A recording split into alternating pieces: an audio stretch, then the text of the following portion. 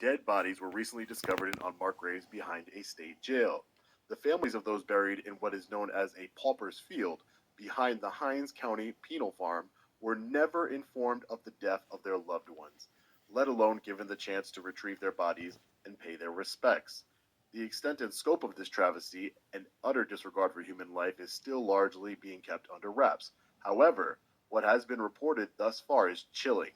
The grave sites of the victims are identifiable only by a number and a metal rod.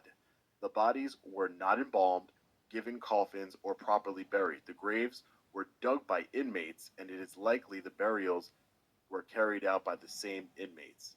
One activist, known as Silky Slim Reed, who has been outspoken on the events, described a morbid scene at the burial ground when visiting, reporting that buzzards fly overhead, attracted to disturbing stench that emanates from the improper burials and shallow graves.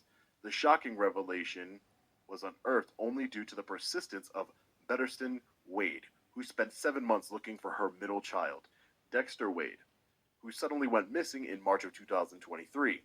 Betterston would not find out the truth about her son until October of 2023.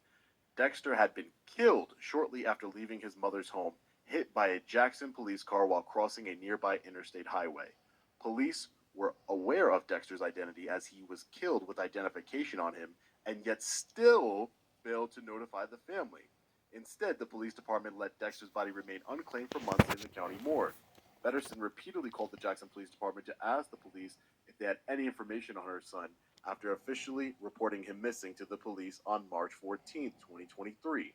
Just days after he went missing, the grieving mother emailed pictures of her son to the police and requested they show the photo on television. Finding no help from authorities, she took to social media to appeal to the public to look out for her missing son. Pedersen reported to NBC News that her decision